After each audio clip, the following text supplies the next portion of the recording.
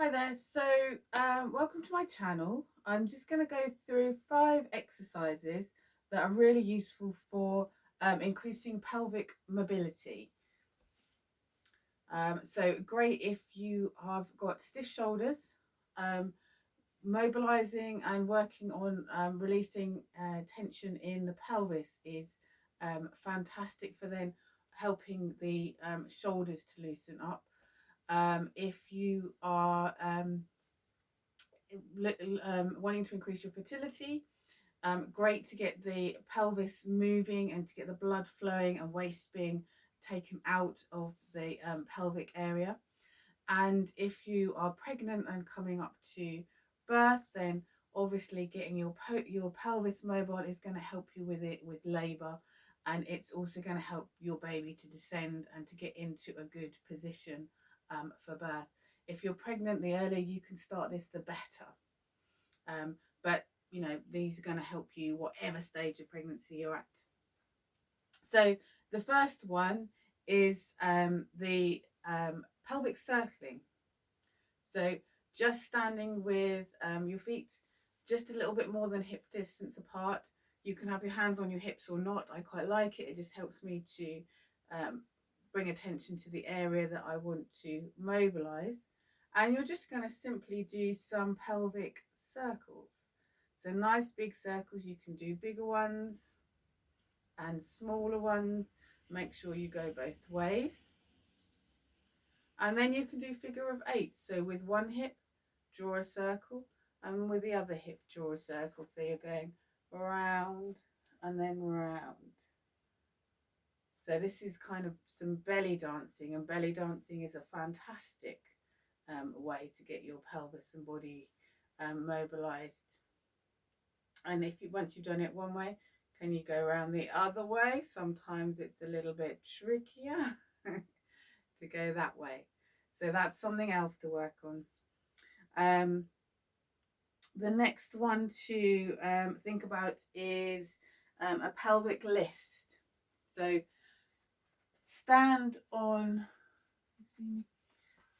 on a yoga block or a stack of books, a stable stack of books. Stand 1 foot on the yoga block, push down into the heel until your other leg comes level. So you can see from my t-shirt that you've got the pelvis is at an angle. When you push up, pushing down into the heel, so that you're firing up the muscles in this hip until your pelvis is level again, and then dropping it back down. And do that on both sides. So it's really important that you're pushing down. You're not coming forwards. You're not allowing your body to lean forwards and pushing down on your knee. You're standing upright and you're pressing into your heel to bring that leg up. That's really important. That's going to save your knees, and it's going to get these the muscles around your hips to strengthen, which is fantastic in preventing pelvic girdle pain. The next one that we're going to do is I'm just looking to check that I still is a tucking and untucking. So coming onto your hands and knees, I just want you to think of this area, tuck it underneath you and then out. So you're thinking about bringing your, you're not doing a arching, you're not doing a cat-cow, you're just thinking about tucking your pelvis under and then back out. Under and out. And obviously you can do this standing as well. Tuck the pelvis under and out. Under and out. Under and out. And that's great for just make sure that you're not doing it with your lower back. You don't want any of this. You want to keep the upper body nice and still, and it's literally the movement comes from here. The next one is called the click clack. So you want to sit on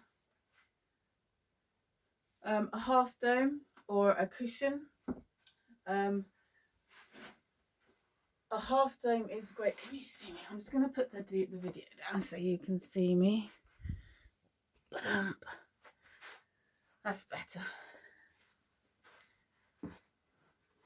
When you sit, you want to make sure that your pelvis is in alignment, so that your I don't know where my pelvis is. There it is. When you're sitting like this, you want to make sure your pubic bone here, down here, is in a line with these hip bones, which are the bones you can feel when you put your hands on your hips. You don't want to be tucked under like this, so your pubic bone is in front of these hip bones. That's putting pressure here on your sacrum, which is not great, especially, you know, it's not great anyway. It's going to cause back problems, but particularly if you're pregnant, it's going to cause your baby to come back into a less than optimal position.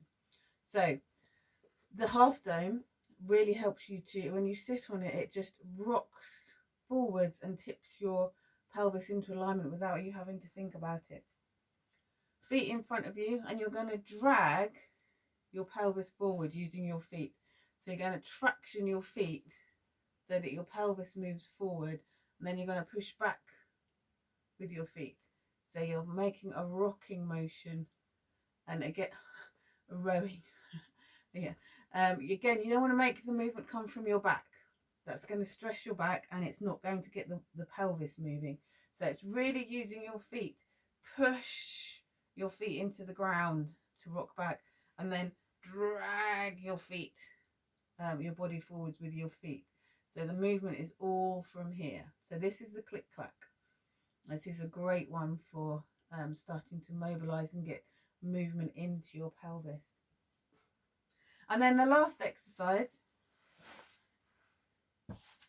is the sit and shift. So for this, you might need a couple of blankets or cushions either side of you.